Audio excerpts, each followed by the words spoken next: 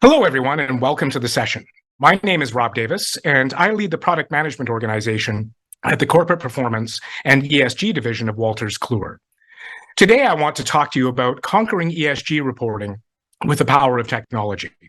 How do we go from where we are today with ESG and future-proof the solution to take ESG from being a cost center from the organization to being a profit center? We're all familiar with the statistics surrounding ESG today.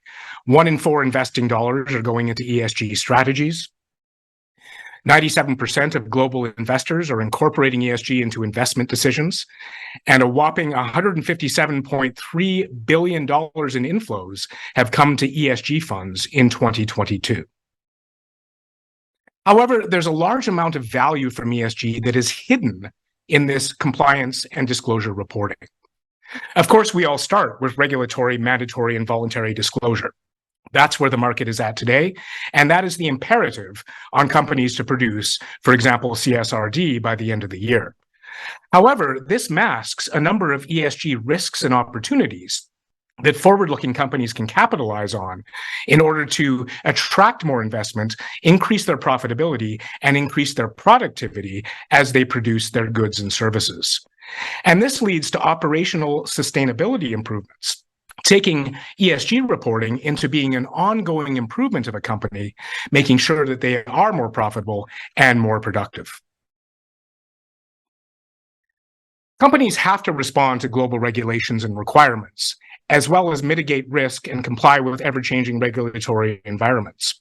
And this really is a 4-step process when you think about breaking down that ESG reporting structure. It all comes down at the beginning to collecting data. Data comes from multiple sources. There will be asset-level sustainability data. There will be financial and dual materiality data. There will be product lifecycle data, as well as manual data entered on social and environmental data.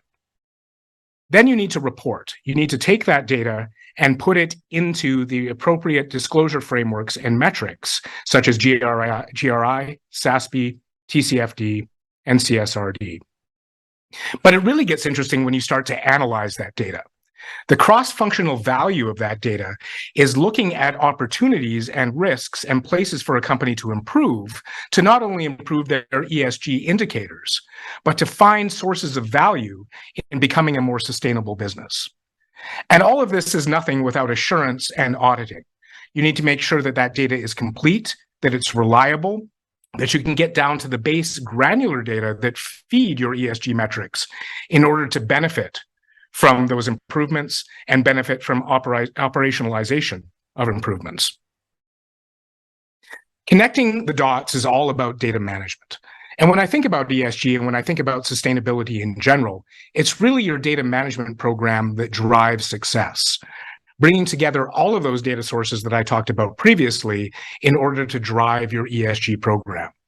You're going to have multiple sources of data. Some of it will be qualitative, some of it will be quantitative, some of it will be generated by human beings, and some will be direct asset level and Internet of Things data coming from your plants and your assets across the world. You also have internal and external stakeholders. When you think about ESG, it really is a team sport. Of course, the disclosure reporting often happens in the office of the CFO, but contributing to those metrics that the CFO reports on, you have the Chief Sustainability Officer, you have the Chief Risk Officer, and you even have the Chief Operations Officer as they look at how those metrics can drive improvement across the business. Regulations and disclosure requirements fit in here as well. Of course, in Europe, we have a well-described set of disclosure frameworks that are being implemented. You're seeing this in a lot of other parts of the world as well. In the US, of course, the SEC is pushing back a little bit on those decisions at this point, but we expect those regulations to be coming into place as well. So there are a wide range of disclosure requirements that go with those internal, external stakeholders and govern how you're going to report your ESG metrics and indicators. On the other side of the data program, you see unlocking ESG value. So this is ensuring your data quality, traceability, and auditability, making that golden thread from the granular environmental data that you have in your sustainability programs with how they feed and calculate into the ESG indicators that you're reporting in your various disclosure frameworks. You also need to manage the risks and opportunities. So really taking a business planning and consolidation approach to how you look at ESG, looking at the risks, looking at the opportunities, looking at scenario analysis of how you can improve those indicators and operationalize that improvement. And that leads to the final step, which is improving the ESG indicators over time to be able to make commitments on various programs that you operationalize to improve those indicators and make those ESG metrics drivers for productivity and profitability in the organization. ESG beyond reporting really is a driver for corporate performance. If you think about the steps necessary to make this happen, number one is centralizing your data, making sure that you have a program in place and the data models in place to collect and integrate those multiple sources of data I was talking about before. And that spans the environmental part of ESG as well as the social part of ESG. When you think about the kind of metrics that a manufacturing company would collect, for example, they would collect environmental output from their boilers, from their manufacturing plants. They would look at the product lifecycle analysis and the carbon footprint of various components of the products that they produce.